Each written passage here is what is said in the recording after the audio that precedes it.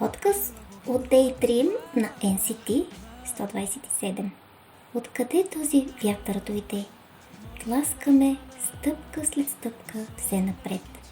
Като изгубен съм гъсталаци, зашеметен, но дочувам позната мелодия, проникваща в мен.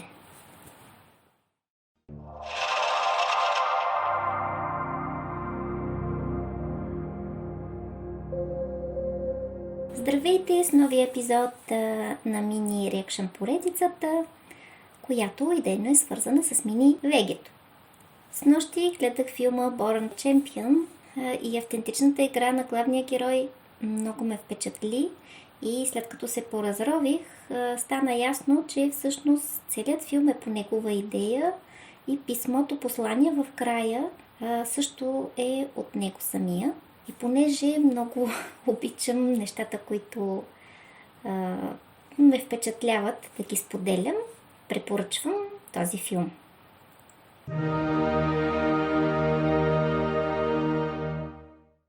Вятърът духа, дето си иска, и гласа му чуваш, но не знаеш отде иде и на къде отива.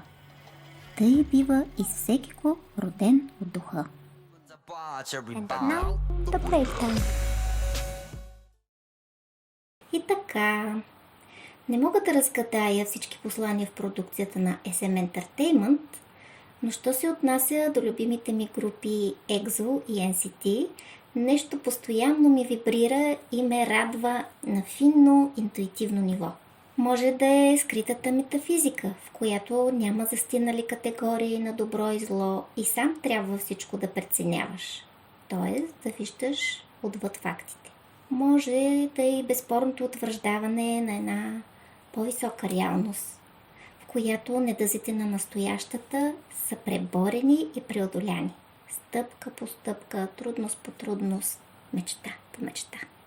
И ето, че след албума Obsession на EXO гравитираш около идеята за битката вътре в нас, с неовладяната ни, но силна и мощна сенчеста страна, имаме една по-мека и оптимистична версия на сбогуването с довчерашното ни аз и преодоляването на душевните болки и травми в лицето на албума New Zone на NCT, който ни въвежда в зоната на реализираните мечти. И в какъв момент само дойде този албум? В разгара на световната пандемия или на световното преосмислене на къде вървим и кое в живота ни е същественото и важното. Относно Kick It, като магнит ме привличаше да гледам едно след друго всичките сценични изпълнения на тази песен, сипеща се по телевизионните шоу-програми в разнообразни стайлинги и декорации. Още в началото много ме изненада самото и MV, на фона на ретро-вълната в останалите видеоклипове.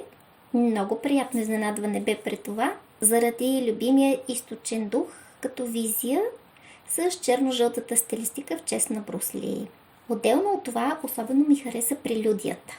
Едно допълнение в изпълненията на живо, което в официалния музикален клип липсва. Толкова добре предават с хореографията "Повей на вятър", в унисон с потракването на характерната китайска орнаментика в тези ситуации, че гледах с пиетет и вътрешно задоволство колко креативно са вложили и как превъзходно са се справили. Но още повече ме впечатли връзката на Kick It с интерлюдията New Zone в албума. Нейната мистична мелодия, отново сякаш довяваща нови енергии, е увенчана с една единствена, ясно прошепната, поне за мен, от Джони фраза накрая. No more trauma. Тоест край на травмите. След като репликата заседна постепенно в съзнанието ми, в един момент ми просветна, че същото се пее в Kick It, но и в песента "Травма" на EXO от лавшат албума им. Музикалното видео на Kick It е фокусирано върху хореографията, върху самото изпълнение в стил Брус Ли.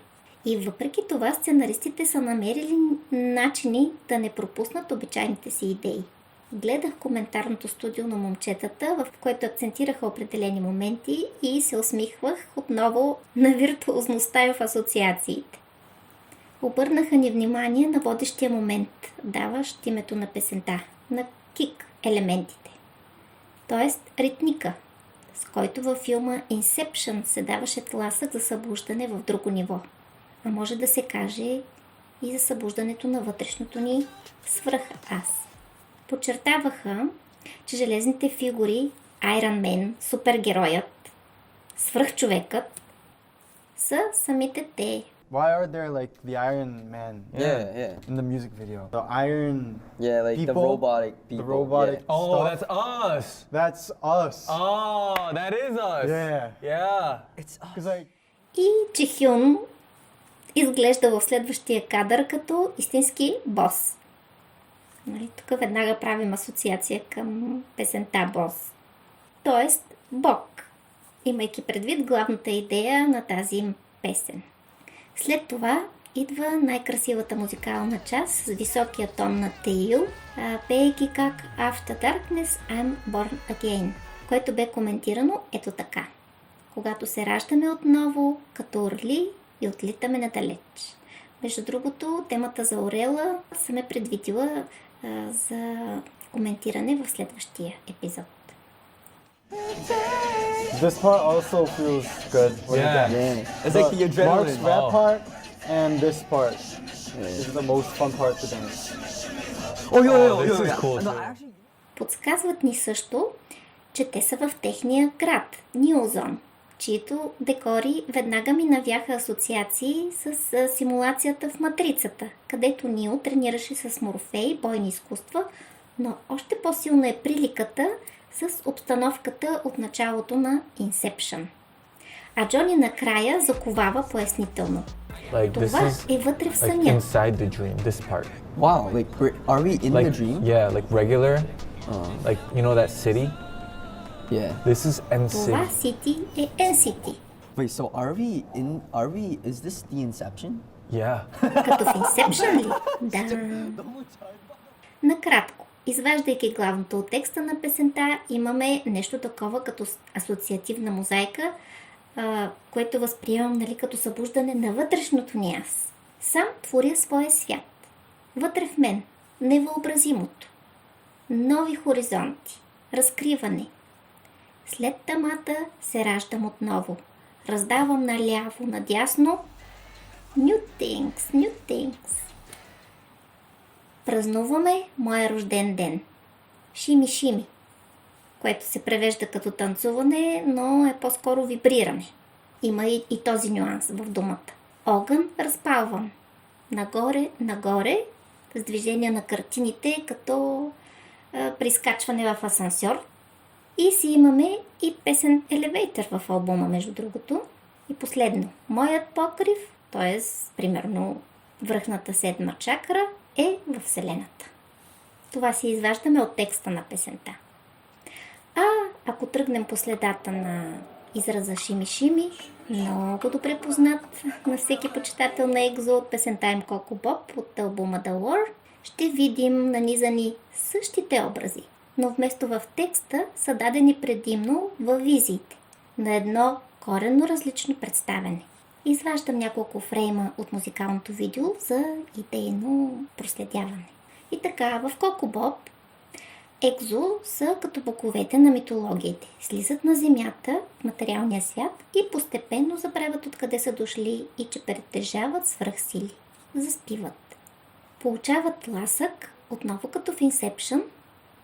Колата, на която Дио тръшва вратата, е огъната, сякаш събуждането е в друго измерение пространство. Сякаш сънуват. Кай, Сухо и Шумин спят седнали и следват тласъкът, който събужда. Всичко се разлетява като предвижение в бърз асансьор, както във филма.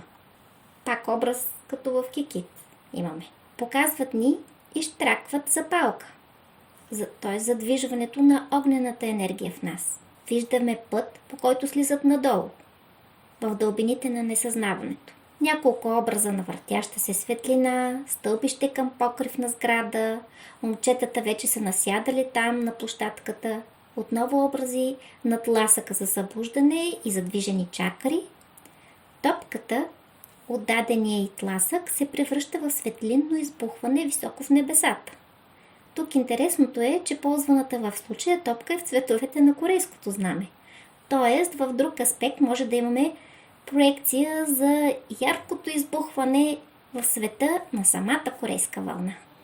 И накрая музиката, песента, беше това, с което в Inception се даваше сигнал за събуждането в ново ниво. Както в The Seven Sense, позната мелодия идваше, за да буди от кошмарите на довчерашното. Но да се върнем на момента с лекуването на травмите ни. Чела съм текста на песента Травма на Екзо и преди, но сега ми се откроиха нюанси, които ми отвориха очите за някои от настоящите символи.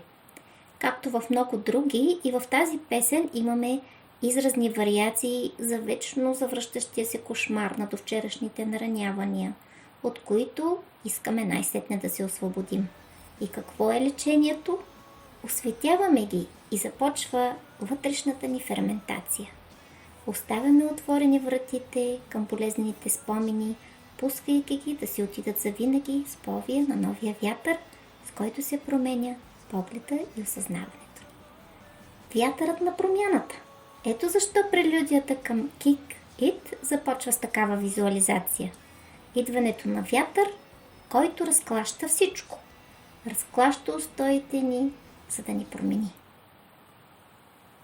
Кошмарите, будещи ме до вчера в съня ми без спир, изчезват самик, докато преброя до 3. Гледам отблизо как точно пред мен до вчерашните травми се разпадат в новия ден. Повей на нов вятър и поглед дойде. Нека да вее, нека да отмете всичко старо сега и да покаже тогас на света, как посоката на живота ми своя курс променя с това.